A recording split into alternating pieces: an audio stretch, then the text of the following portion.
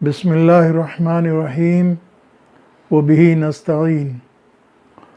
अल्लाह तबारक ताला ने अपने बंदों पर जो बेशुमार नेमतें और इनायात की बारिश की है, मिन जुमला उसके यह भी है कि माह सियाम जो हर महीने हर एक महीना हर साल आता है और उसमें मुख्तलिफ़ किस्म की इबादतें, मुख्तलिफ़ किस्म की ऐसे नेक काम जो मुसलमान शौरी या गैर शौरी तौर पर इख्तियार करते हैं, अल्लाह तबारक ताला की जानिब से यह अता करदा एक तौफ़ीक़ होती है कि जिसके नतीजे में लोग दिन में रोज़ा रखते हैं, तिलावत और कुरान करीम को पढ़ते हैं, उसका तर्जमा और उसकी तफसीर पर गौर करते हैं और उसके साथ ही साथ कुरान अज़ीम को तरावीह की नमाज में उसे सुनते हैं और उससे फ़ायदा उठाने की कोशिश करते हैं। आज ये मैं चाहता हूँ कि मौजूदा हालात के तनाजुर में इस बात की वजाहत की जाए कि ख़ास पस मंज़र है इस रमज़ान के ताल्लुक़ से, यानी ये कि आलमी सतह पर एक वबा फैली हुई है कि जिसमें हुकूमतों ने लोगों को मस्जिदों में जाने, बाजमात नमाज पढ़ने से रोक दिया है और उसकी वजह यही है कि उसके जरासीम एक दूसरे से लगेंगे तो उसमें दुश्वारी पेश आएगी। इसलिए इस्लाम की जानिब से ये हिदायत की जाती रही है कि अगर कोई इस अंदाज़ की कैफियत हो तो आदमी एहतियाती तदाबीर के तईं क्या रवैया इख्तियार करे। आज हमें इस बात पर गौर करना है, नंबर एक ये कि जहाँ हमें इस बात के मानने में कोई तकल्लुफ़ नहीं हुआ कि हम मस्जिदों में फ़र्द नमाज पढ़ने के बजाय जुमा जो हफ्ते में एक दिन पढ़ी जाती है उसको मस्जिद में अदा करने के बजाय हम उसकी जगह पर अपने घरों में ज़ोहर की नमाज़ अदा करते हैं, जबकि ये 5 वक्त नमाज भी फ़र्ज़ है और जुमा की नमाज भी फ़र्ज़ है। इसके बावजूद उसे घर में ही हम अदा करते हैं। ज़ाहिर है कि रमज़ान के महीने में तरावीह पढ़ी जाती है, लेकिन ये तरावीह न तो फ़र्ज़ है न वाजिब है, बल्कि ये सुन्नत है। लेकिन मुस्लिम अवाम के जहन में और मुस्लिम माशरा से मुताल्लिक़ अफराद इसकी अहमियत को इस तौर पर कि उनकी जानिब से यह सवालात कि साहब रमज़ान आ रहा है, तरावी का क्या होगा। 5 वक्त नमाज के बारे में यह सवाल कभी नहीं आया और आया भी तो बहुत ही हल्के फुल्के अंदाज से, लेकिन तरावी के ताल्लुक़ से उसके पीछे जो जहन कार फरमा है वो ये है कि चूँकि ये साल में एक दफ़ा तरावी की नमाज़ पढ़ने का मौका मिलता है, इसलिए आज के इस नशिस्त में मैं समझता हूँ कि सामीन और नाज़रीन का जहन ये साफ़ करना चाहिए। नंबर एक ये कि तरावीह ये सुन्नत है, फ़र्ज़ नहीं है। नंबर 2,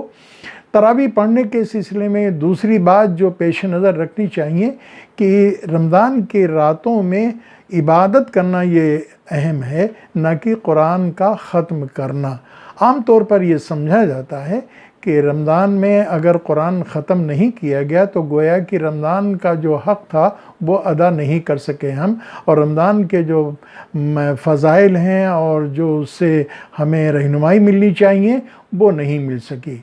हमें इस बात को पेश नज़र रखना चाहिए 2 बातों से कि अल्लाह के नबी सल्लल्लाहु अलैहि वसल्लम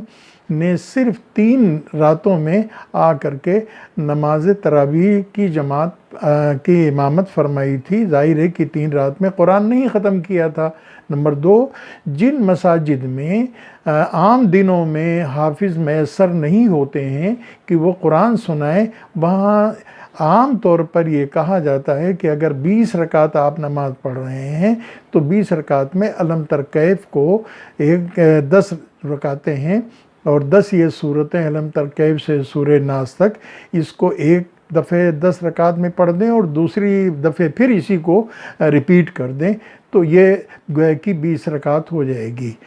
इसी के साथ साथ जो लोग 8 रकात नमाज पढ़ते हैं उनके लिए भी कुरान ख़त्म करने का एहतमाम नहीं होता है। ऐसी सूरत में हमें ये चाहिए कि हम बजाय इसके कि मस्जिद का एहतमाम करें, मस्जिद में जाने के लिए हम इंतज़ाम करें, इसके बजाय कि हम कुरान के ख़त्म करने के नहीं, हम ज़्यादा इस बात का एहतमाम करें कि अपने घरों में रह करके तरावीह की नमाज अपने घरों में अदा करें। इसमें इस बात का एहतमाम करना चाहिए और कोशिश करनी चाहिए कि पास पड़ोस के लोगों को, जो आम दिनों में जिनके मकानात बड़े हैं, मकानात में गुंजाइश है, पास पड़ोस के लोगों को बुला लेते हैं और वहाँ 1 हफ्ते में, 10 दिन में, 15 दिन में कुरान ख़त्म कराते हैं। एक ख़ास तसव्वुर के तहत कि जिस घर में कुरान करीम की तिलावत होगी वह घर बाबरकत होगा। इस बाबरकत होने से इस वक्त बचने के लिए, बाबरकत हो या न हो वो तफसीली बहस है, वो अलग उसका मसला है, लेकिन हकीकत यह है कि इस वक्त किसी भी पड़ोसी को या किसी और लोगों को मस्जिद में नहीं, इन्हें अपने घर में नहीं बुलाना चाहिए। नंबर 2, किसी हाफिज़ को बुला करके कुरान सुनने का एहतमाम करने के बजाय हम ये देखें कि हमारे घर में जो अहले खाना और अफराद हैं वही, अगर किसी को अलम तर कैफ से सूरह नास तक याद है, वही इमामत करें, उसमें मर्द व ख़वातीन शरीक हों, बूढ़े और बच्चे भी उसमें हिस्सा लें और वही नमाज़ पढ़ें। ये ज़्यादा खैर व बरकत की बात होगी। अगर हमने इसमें गलती की तो जहाँ एक तरफ हुकूमत के आयद करदा पाबंदियों की खिलाफ वर्जी होगी, वहीं जो चीज़ जिस हैसियत की शरीयत की नज़र में है उसको उस हैसियत से बढ़ा करके या घटा करके उसमें हम हज़्ब इज़ाफ़ा का इर्तिकाब करेंगे। इसलिए इसमें हम ये एहतियात बरतें। नंबर 2 ये है कि अगर घर में कोई ऐसा फ़र्द है कि जो इमामत कर सकता है और कुरान को सुना सकता है, पढ़ सकता है, बहुत अच्छा, उनको करना चाहिए, उसमें मर्द व ख़वातीन शरीक हों। एक बात ये भी हमारे माशरे में, मुस्लिम माशरे में, कि मर्द तो तरावी पढ़ने के लिए मस्जिद चले जाते हैं, लेकिन औरतों का के लिए दरवाज़ा मस्जिद का तरावी पढ़ने के लिए भी बिलुमूम बंद रहता है। इस रमज़ान के महीने में हमें ये मौका हासिल हो रहा है कि हम अपने घर की ख़वातीन को भी तरावी की नमाज़ पढ़ने के लिए शरीक करें और उनको भी इस नेकी के मौसम बहार में हम उनको भी फ़ायदा उठाने के लिए मौका करें। इसमें यह बात भी पेश नज़र रहे तो मैं समझता हूँ कि ज़्यादा बेहतर बात होगी। कुरान करीम किताब हिदायत है, रोशनी और रहनुमाई की किताब है, इसको किताब तिलावत न बनाया जाए, बल्कि फ़ुर्सत के औकात में, चूँकि सब लोग घरों में हैं, मर्द व ख़वातीन घर से बाहर नहीं निकल सकते हैं इल्ला कि कोई नागुज़ीर ज़रूरत हो, कुरान का ज़्यादा एहतमाम किया जाए कुरान समझने के लिए। कुरान का तर्जुमा हिंदी में, अंग्रेज़ी में, उर्दू में जो दस्तयाब है, जिस मुफस्सिर का कुरान दस्तयाब हो उस मुफस्सिर के कुरान के तर्जमे के साथ आवाज़ बुलंद घर के अफराद मिल करके उसे तर्जुमा भी पढ़ें, तफसीर भी पढ़ें और उससे फ़ायदा उठाएं। इसके साथ ये भी कि आम दिनों में हमको अगर ये मौका नहीं मिला है और हमने सिर्फ तिलावत पर इक्तफ़ा किया है, ये कुरान अपने तारुफ़ कराते हुए कहता है कि वलक़द यस्सरनल क़ुरआन लिज़्ज़िक्रि फ़हल मिन मुद्दक्किर, हमने कुरान को आसान बना दिया है। हम में से जितने लोग भी इस माह सियाम से फ़ायदे उठाना चाहते हैं उनके लिए एक बेहतरीन मौका है कि कुरान को ज़ुबानी याद करने की कोशिश करें और मर्द व ख़वातीन कुरान का तर्जमा पढ़ें, कुरान की तफसीर पढ़ें, उस पर वक्त लगाएं